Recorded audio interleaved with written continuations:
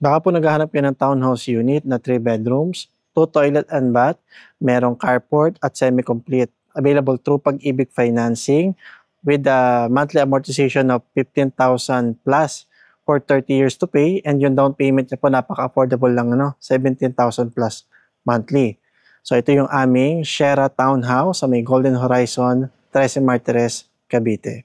Okay, so napakaganda rin po ng location dahil malapit na po sa mga pamilihan, sa public school, sa simbahan, sa mga malls at hospital naman, mga 10 minutes drive lang po. Paglabas mo ng highway, may mga bus na po going to Manila, kaya very accessible din po, no? So ito nga pala yung aming unit na papasukin ngayon with a lot area of 52 square meter and a floor area of 73 square meter. Okay.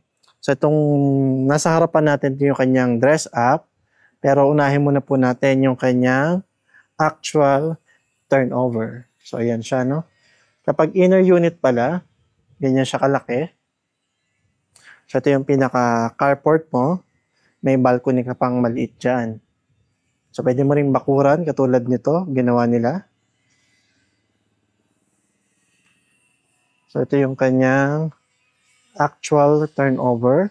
So sa pintuan, 90 cm ang lapad at steel door. Yung mga bintana nila, mga aluminum, window, merong owning type katulad nito at saka may mga sliding din.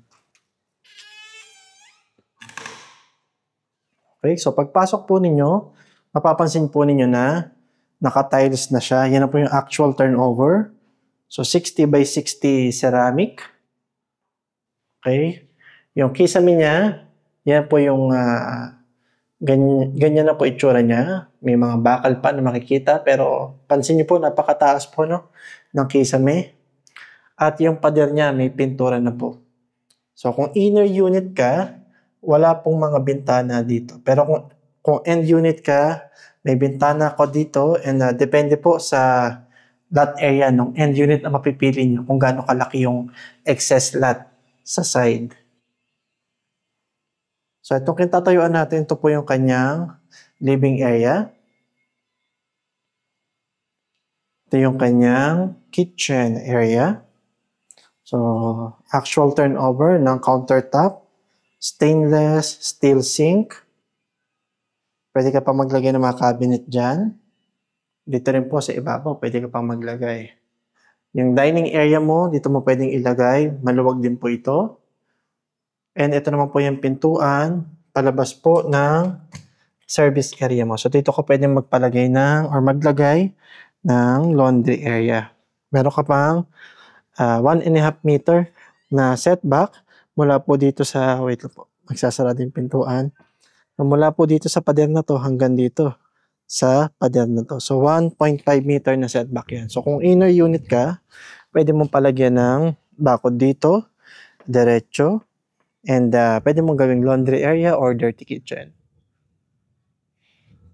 Okay? So may gripo at meron ding outlet, ano? So may papakita ko po sa inyo paano siya nagkaroon ng 3 bedrooms at saka yung living area niya dito. So dito po sa may hagdan niya, yan yung actual turnover. Pwede kang maglagay ng malaking storage dito sa ilalim. So yung hagdan niya, so medyo siguro hindi lang sobrang solid, pero mukhang namang matibay po. Kalugin lang natin. Maganda naman, hindi siya nagwiwigil. Okay. And itong mga steps ng hagdan, mga plywood naman po ang ginamit nila. And ito naman po yung toilet and bath sa ground floor. So may tiles na hanggang dito, medyo mataas na rin. Yung kisame niya, yan pa yung actual turnover. So dapat talaga palagyan mo ng kisame. And yung lavatory niya, ito na po yan. Yung kanyang toilet, yun na din po. Yung shower area niya, napakaluwag. So ito ay, I think, 80 cm hanggang dito sa line na to. And I think mga nasa medyo malaki din eh, 60, mga 140 ang lapad niya. So medyo malapad. 140 centimeter. So dito naman yung kanyang PVC type na pintuan ng toilet and bath. So akit naman tayo ngayon sa second floor. Ang gusto ko po dito, medyo malapad po yung hagdan niya. Para mga 90 centimeter ang lapad. So ito yung second floor na pwedeng magkaroon ng 3 bedrooms. So kaya siya semi-complete kasi wala pa siyang partition, wala pa siyang kisame, at wala pa siyang tiles. Pero yung bubong niya may insulation na. So kahit na wala pa siyang kisame, kahit nakasarado po yung mga bintana dito, hindi po siya mainit. Okay? So yan po yung napansin ko dito. Unlike sa mga ibang model unit na pupuntahan ko, pagpasok mo at wala siyang kisame, sadyang mainit po talaga. So ito yung pwede ka magkaroon 3 bedrooms. So may makita natin paano nagkaroon yung 3 bedrooms niya. And ito yung kanyang toilet and bath sa second floor. So parehas lang po yung laki. Maganda lang, syempre walang mga nakalabas ng tubo dito. Kasi yung toilet and bath sa ground floor at saka ito magkakonekta. So yung tubo nito nandun po sa baba po ng toilet and bath. And lastly, ito naman yung kanyang access going to the balcony. Okay, so maliit lang po yung balcony niya. Pero okay na rin, di ba? Isang, hindi mo rin naman kailangan talaga din ng balcony. Hindi ka rin naman palagi natambay dito sa balcony. Okay, so yan. So punta naman tayo dun sa kanilang dress-up unit.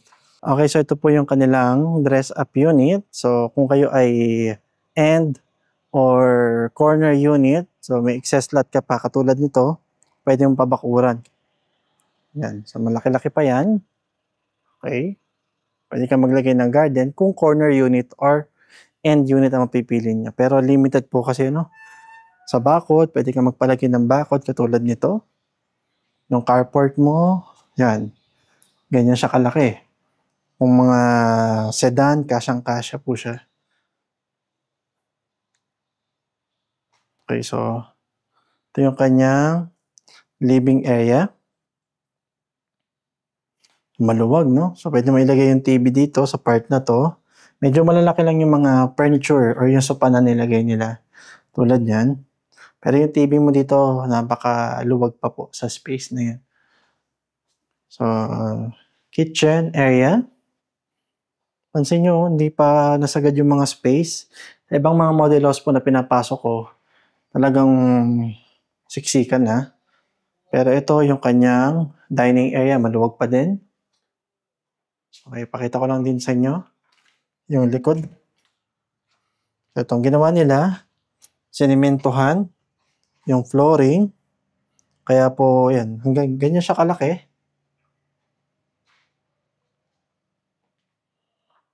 Ginawa nilang storage yung ilalim ng hagdan. At pinaganda lang po yung kanilang toilet and bath. So, nilagyan din ng kisame. Tulad niyan. Okay. So, akit tayo ngayon sa second floor.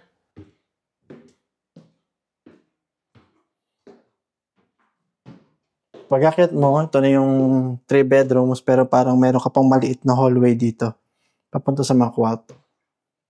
So, yung master bedroom, siya yung nasa likod na part ng bahay. So, ito yung pinakamalaking kwarto. So, nilagay nila ay queen size bed. Meron ka pang space dito. Pwede ka maglagay ng office table dyan. Kung ikaw ay work from home, tama-tama yan.